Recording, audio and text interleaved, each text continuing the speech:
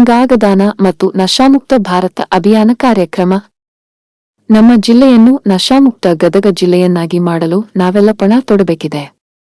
ರಾಜ್ಯಾದ್ಯಂತ ನಶಾಮುಕ್ತ ಕ್ಯಾಂಪಸ್ ನಿರ್ಮಿಸುವ ರಾಜೀವ್ ಗಾಂಧಿ ಆರೋಗ್ಯ ವಿಜ್ಞಾನಗಳ ವಿಶ್ವವಿದ್ಯಾಲಯದ ಪ್ರಯತ್ನಕ್ಕೆ ನಮ್ಮ ಸಂಪೂರ್ಣ ಬೆಂಬಲವಿದೆ ಎಂದು ಕಾನೂನು ಹಾಗೂ ಸಂಸದೀಯ ವ್ಯವಹಾರ ಮತ್ತು ಪ್ರವಾಸೋದ್ಯಮ ಇಲಾಖೆಯ ಸಚಿವರಾದ ಎಸ್.ಕೆ. ಪಾಟೀಲ್ ಹೇಳಿದರು. ರಾಜೀವ್ ಗಾಂಧಿ ಆರೋಗ್ಯ ವಿಜ್ಞಾನಗಳ ವಿಶ್ವವಿದ್ಯಾಲಯ ಹಾಗೂ ಅದರ ಅಂಗ ಸಂಸ್ಥೆಗಳಾದ ಗದಗ ಜಿಲ್ಲೆಯ ಮೆಡಿಕಲ್, ಫಾರ್ಮಸಿ, ನರ್ಸಿಂಗ್, ಆಯುರ್ವೇದ ಸಂಸ್ಥೆಗಳ ಸಹಯೋಗದಲ್ಲಿ ಶನಿವಾರ ಹಮ್ಮಿಕೊಳ್ಳಲಾಗಿದ್ದ ಅಂಗಾಂಗದಾನ ಮತ್ತು ನಶಾಮುಕ್ತ ಭಾರತ ಅಭಿಯಾನ ಕಾರ್ಯಕ್ರಮದಲ್ಲಿ ಮಾತನಾಡಿದರು. ಮುಖ್ಯ ಅತಿಥಿಗಳಾಗಿ ಆಗಮಿಸಿದ್ದ ರಾಜೀವ್ ಗಾಂಧಿ ಆರೋಗ್ಯ ವಿಜ್ಞಾನಗಳ ವಿಶ್ವವಿದ್ಯಾಲಯದ ಕುಲಪತಿಗಳಾದ ಡಾ. ಬಿ.ಸಿ. ಭಗವಾನ್ ಮಾತನಾಡಿ, ಸ್ವಸ್ಥ ಸಮಾಜ ನಿರ್ಮಾಣ ನಮ್ಮೆಲ್ಲರ ಆದ್ಯತೆಯಾಗಬೇಕು. ಆರೋಗ್ಯವಂತ ಯುವಕರು ಮಾತ್ರ ಸ್ವಸ್ಥ ಸಮಾಜವನ್ನು ಕಟ್ಟಬಲ್ಲರು.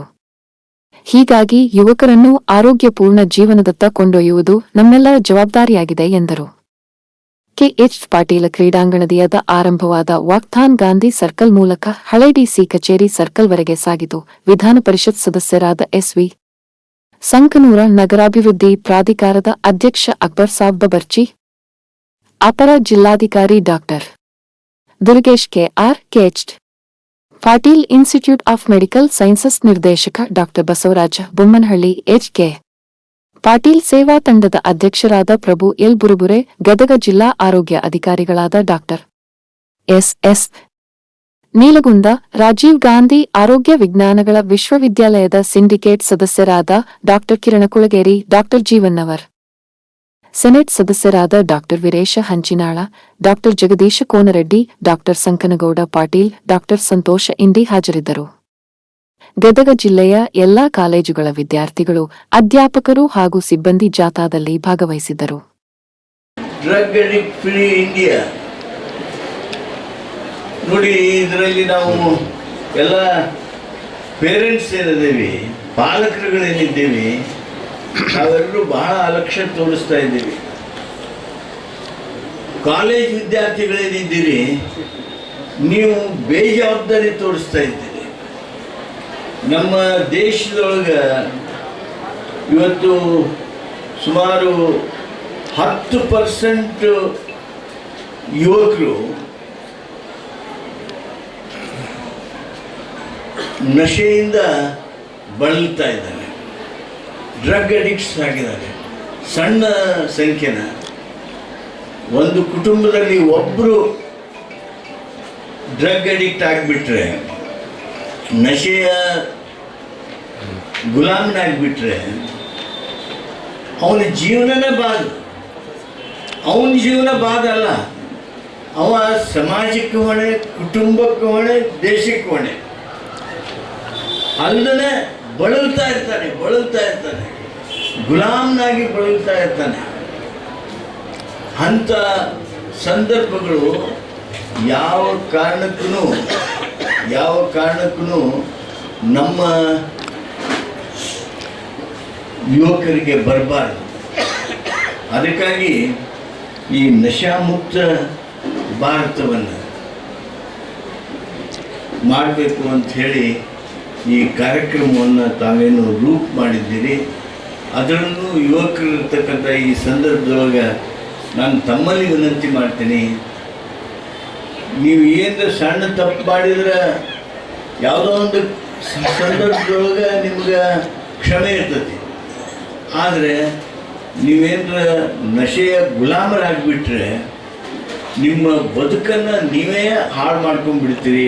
ಅಷ್ಟೇ ಅಲ್ಲ, ನಿಮ್ಮ ಪಾಲಕರಿಗೆ ಚಿತ್ರಹಿಂಸೆ ಕೊಡ್ತೀರಿ.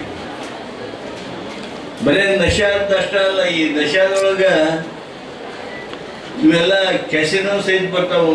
ಪ್ರೊಫೆಸರ್ ಸಂಕೂರ್, ಹುಕ್ಕಾ ಬಾರ್ಸು, ಕ್ಯಾಸಿನೋ, ಸೆರೆ ಎಲ್ಲನೂ ಬರ್ತಾವೆ.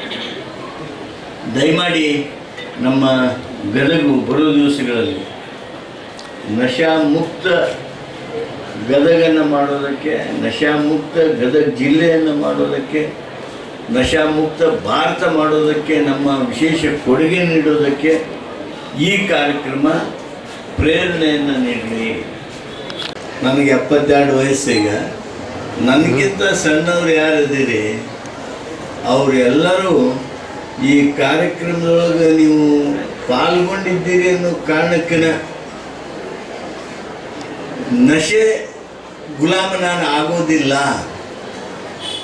ಡ್ರಗ್ಸ್ ಎಲ್ಲಿ ನಡೀತದ ಅಲ್ಲಿ ಅದನ್ನು ಪ್ರತಿಭಟಿಸಿ ಯಾರಾದರೂ ನಮ್ಮ ಸ್ನೇಹಿತರು ಅದರ ಕಡೆ ಹೋಗ್ತಿದ್ರೆ ಅವ್ರನ್ನ ಹಿಡಿದು ನಿಲ್ಲಿಸ್ತೇವೆ ಅನ್ನುವಂಥ ಆ ಒಂದು ಪ್ರತಿಜ್ಞೆ ಮಾಡಿದ್ರಿ. ಅಂದರೆ ನಿಮಗೊಂದು ಹೇಳ್ತೀನಿ, ಗೆಳೆತನ ಅಂದ್ರೆ ಈ ವಯಸ್ಸಿನಾಗ ಭಾಳ ಮಹತ್ವದ್ದು.